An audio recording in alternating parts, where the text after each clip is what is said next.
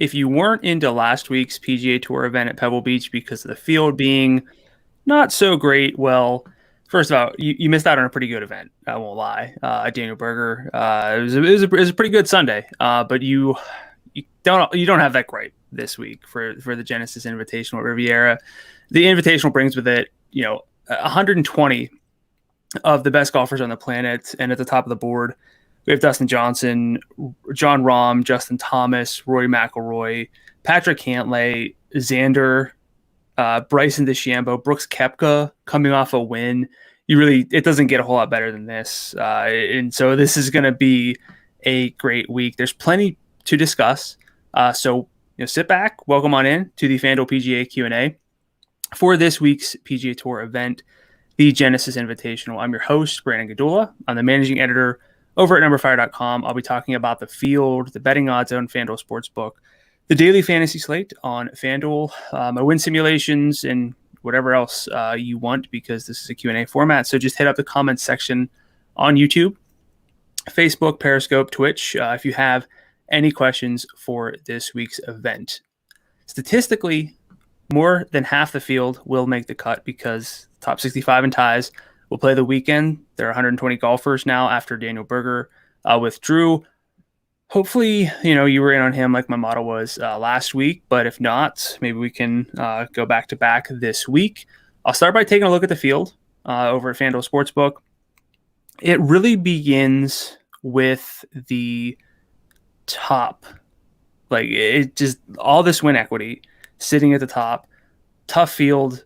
We see great golfers win these events. Dustin Johnson's 5.5 to 1 to win, though, despite everything. He has 3 wins in his past 8 starts, including 1 overseas. So makes a lot of sense that DJ is as short as he is. Is he a good value there? Not quite. I'll talk more about that in just a second. But again, I listed the top of this list, but just the tier below, Brooks Koepka. We have Tony Finau, Adam Scott, Victor Hovland, Colin Morikawa is 40 to 1 to win. Bubba is 43. He's won 3 times here. The form is actually pretty good too. So a pretty interesting field from, I won't say top to bottom, but like top to middle. Very, very, very good field. So I'm going to dig into the course again. If you have any questions about this week's field, shut up the YouTube chat. You can do Facebook, Periscope, Twitch as well. But I'm monitoring YouTube pretty closely. So I'm going to jump over and just look at the course so I can get this out of the way. And then I got some questions to get to. What you know about Riviera, what people say about Riviera is it comps to Augusta National, and that implies that it's a ball striker's course where distance matters. Looking at this scoring dispersion tool that Data Golf has, it's not quite what you would expect based on that. Where the scoring differentiates actually is with putting and around the green play. I'll blow this up a little bit, but compare this event average to the tour average. Off the tee is de-emphasized relative to the tour average. Approach is de-emphasized relative to the tour average. And then we have an emphasis on around the green, which is pretty rare to see, and then on putting. So I talked about the strength of the field. It's a lot stronger, actually. It's coming in at a 628, according to the official World Golf Rankings. Last year's was a 491. Before that, 454, 513, 444, back when it was the Northern Trust. So a lot tougher than it has been. But if you look at tough fields, look at the winners there. It's the best golfers separate, because to win this, you have to outlast those top 12 golfers and then some. So it's going to be pretty difficult this week. But jumping over to this other course fit tool that Data Golf has, again, distance is kind of the thing that gets talked about a lot at Riviera, but it's actually as important as it is the average PGA Tour course. Accuracy gets de-emphasized a lot, but again, we see putting and around the green play pop up a little more. So I talked a lot about this on the Heat Check earlier today on Tuesday with my co-host Jim Sonis. Distance is going to matter a lot, especially when you look at the field. to contend with DJ, Rom, Bryson, you're going to have to be long. But the course itself actually shows a big emphasis on short game.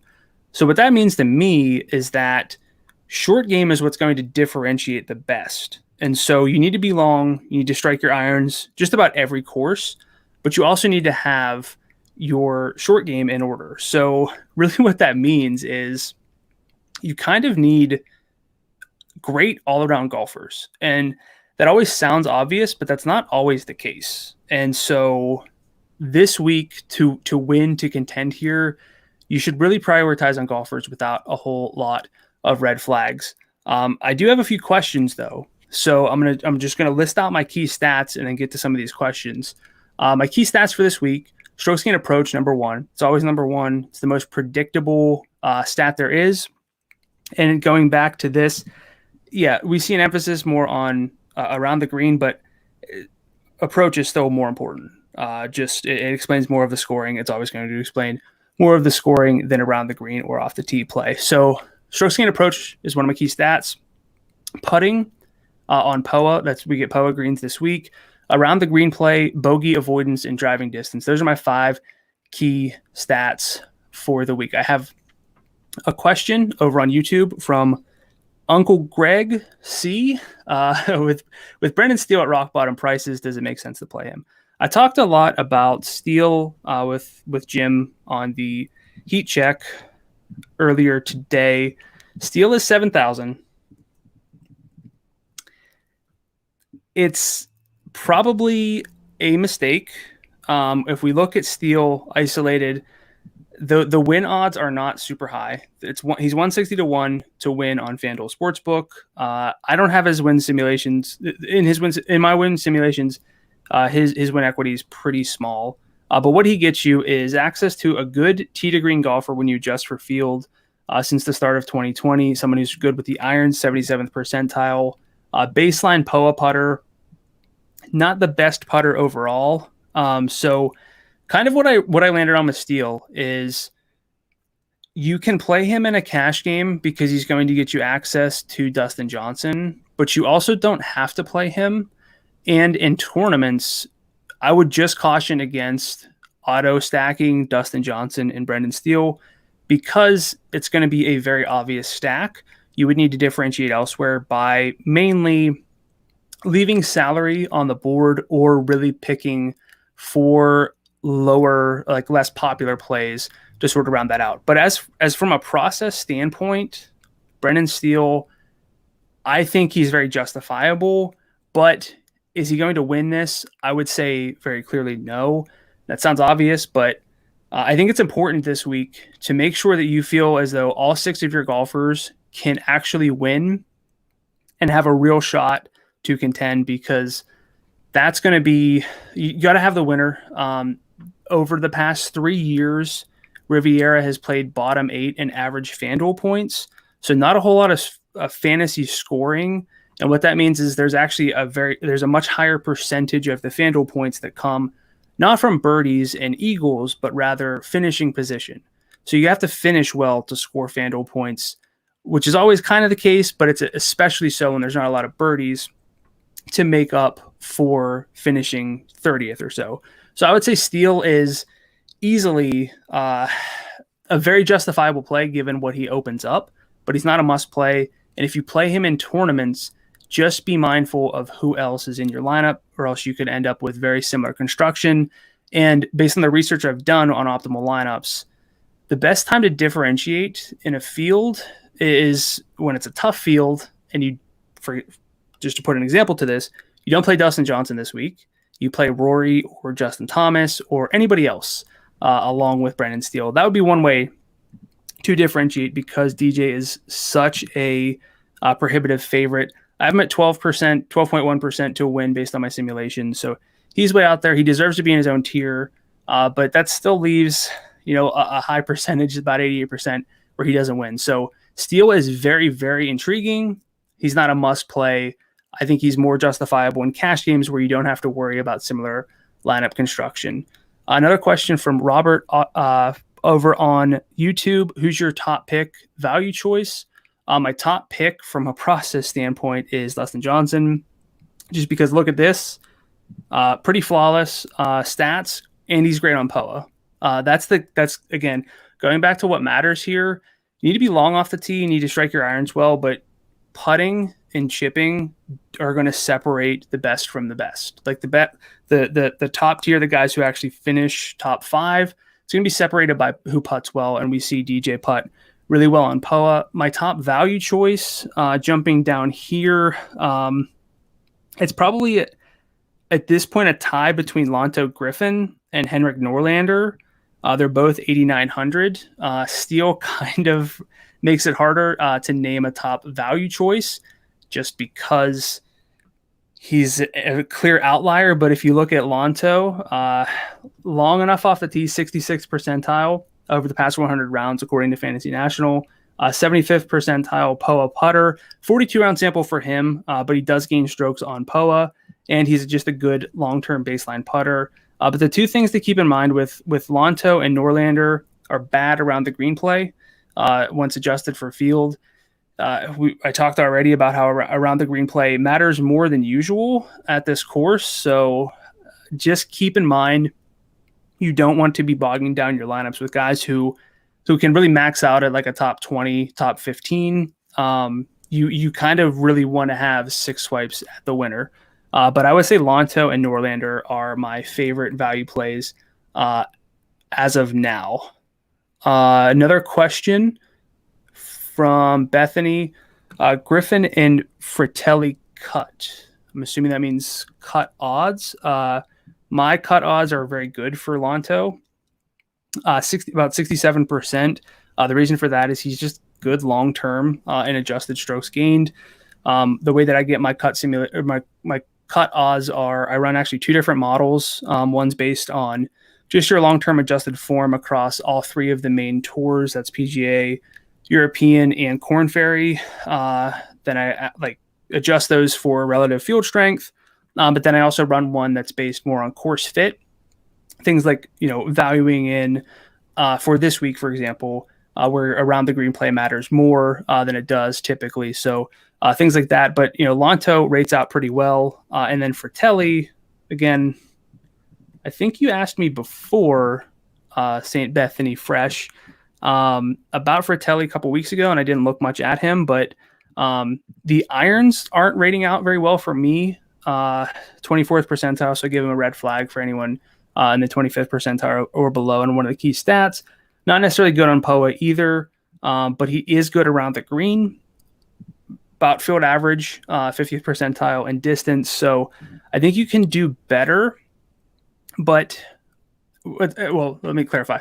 It's probably hard to do a lot better at 8,300 for Fratelli, but I want to stress again, value is appealing this week because it gets you access to, let's say, 2 of the studs, but you will really lower your lineup's sort of floor and ceiling if you are rostering guys who don't have a good shot to win. So I'm actually looking a lot in this 10,000 range to build around. Yes, I'd be overlooking these elite plays, but a lineup with like Adam Scott, who won here last year, with Bubba, 3-time winner, good form. Joaquin Niemann really improving his putting, sort of does what you need to fit well. Max Homa always plays well on the West Coast swing. Will Zalatoris, Matthew Wolff.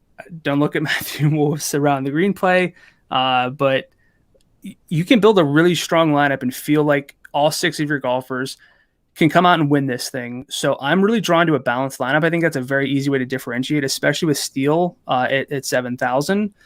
So I wouldn't talk anyone out of Fratelli, but I'm probably going to limit my lineups to 1 golfer below 9,000, just because I think you're missing out on a lot of win equity, and you're pretty much guaranteeing that the studs you pick do win, and your value guys finish top 20. It's a lot easier. I think it's a lot higher upside in fields like this to get as many swipes as you can for the top. Another question on YouTube from Bruce: who's your best play from top, mid, and lower groups? Having a hard time getting a whole team to make the cut. Yes, getting 6 out of 6 is always tricky. That's why, though, I think a balanced lineup is really intriguing at a tough field like this, because look where we start to see all these red flags. It gets the red flags and black dots are below 50th percentile and below 20th percentile. You start to see that a lot, understandably, lower down the list. And I talked about Riviera being difficult, not having a lot of fantasy points. You got to finish well. It's a tough field. It's a lot. It can be very easy to overlook the difficulty there and want to load up on some values and say, well, I got DJ, I got Rory, and I got Xander, and the rest of my lineup doesn't look great, but these guys are going to come through for sure. So I would say my favorite plays at the top, it's DJ number one, just because the salary is not that much higher than it is elsewhere. For Rory's $200 cheaper in terms of salary. DJ is significantly more likely to win this event than anybody else, and the salary doesn't necessarily reflect that. But that's kind of an easy answer. My second favorite play in the top range is Bryson DeChambeau because of the distance that he has, and he's a very, very good putter. And he's really trending up at Riviera, which is something that I think matters a little more here at Riviera than other courses. Data Golf does show that course form is a little more predictive at Riviera than it is at other courses. But Bryson, 95th percentile in adjusted strokes gained tee to green, 58th percentile approach, which is always the issue with Bryson, but he gains so many strokes off the tee that it kind of offsets what he has to gain from approach. And you can see 83rd percentile POA putter over the past 100 rounds. He's in an 81 round sample, which is pretty relevant. So I would say Bryson is number two. So those are sort of who I'm looking at the top. But from the mid-range, I would say Bubba Watson, if you can include him in the mid-range at 10-2. I think Bubba will be pretty popular. Again, 3-time winner here, but has an advantage as a lefty just with how the course is laid out. I think Max Homa, probably a little higher salary than you would like to see, but again, really good out in California and kind of does what you need him to do. Not a lot of green in his profile, but he is long enough to get it done here. And he is in the 60th percentile or better in both of the adjusted ball striking stats, which are strokes gained approach and strokes gained off the tee. Again, I know off the tee play doesn't show as super predictive, but it's never bad to be, good off the tee. And whenever we see golfers who are not good off the tee, can get into a lot of trouble, can really fall behind a field like this. So I think Max Homa is interesting. But if I had to pick one, I think I'm just going to roll the dice on Matthew Wolff. His lone red flag really is fairways gained, which, as we saw earlier, driving accuracy is not super important here. His issue comes in around the green, but for the salary of $9,800, I think a win is very realistic at a course like this because he's a good long-term putter and he is just one of the best ball strikers in the world whenever he's on. So I would say those are the guys I'm looking at most in the mid-range. And then from the lower range, I talked already about Lonzo Griffin, Henrik Norlander, and then, of course, there's Brendan Steele this week. Another question from Periscope, tough 20 to pick for sure. Cheaper plays, Carlos Ortiz, Max Homa, James Hahn to play well. Hahn won here, if I'm not mistaken, but it was a very different field level. Yeah, it's 6 under, but the field strength was not quite what it is. But we've seen James Hahn, flirt in recent weeks with the top of the leaderboard. Hahn is 9,100 on FanDuel here. Does not rate out particularly well from a long-term standpoint, but again, course fit does matter. Course form, I should say, is pretty important at Riviera. So James Hahn has that angle this week. I'm not specifically looking at James Hahn. If I'm looking in the low 9,000 range, I'm going to go with the Camerons. Cameron Smith, Cameron Tringali, and Cameron Davis stand out to me. Specifically Tringali, he has really good form at Riviera, and he has really good form from a recent stat standpoint. Does have the red flag off the tee, but that's mostly from just missing fairways. So that's another reason why I like to look at distance and accuracy in terms of off the tee play, because you can get away with missing fairways here. But I like Tringali, Davis, and Cam Smith this week. I mentioned Max Homa, like him, and I kind of always like Carlos Ortiz just about each and every week. Don't love the salary for him, but you can't really nitpick here. No red flags. The irons aren't particularly good, 32nd percentile in that regard, but good on POA over a 68 round sample, long enough. This is again, like, I know it sounds strange to say I'm not going to like play a ton of Dustin Johnson because I'm instead going to build around guys like Carlos Ortiz, the three Camerons down there, so that I can build around like Colin Morikawa, Adam Scott, Bubba. You feel pretty good about just about all those guys. I think Cameron Smith's really interesting.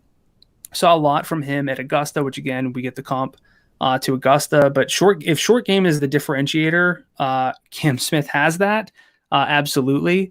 79th percentile around the green, 81st percentile adjusted putting, 88th percentile on POA. So I think Cam Smith's interesting. And again, it's another reason why I'm in on balanced lineups. Another question, not golf related. A 5-game parlay already won the first 4 games. Have Nadal to win tonight. Should I let it ride or take cash out? I would, I had a similar issue with the Super Bowl. I had a preseason outright on the Buccaneers. I did not feel great about them. I let it go. I would say if you're feeling like you should cash out, maybe just hedge. But I'm not a tennis pro. I played 1 year in high school, but I'm not necessarily a super knowledgeable with tennis. But I think I'm caught up on questions. So I'll flip it over again. But just the final thought from like a daily fantasy standpoint, we have Steele, but we also I think the mid range is very, very intriguing overall, and I think a balanced lineup is one way to get different this week. I'll flip over to my simulations here. My win simulation model again. Actually, run 2 different models and average them out.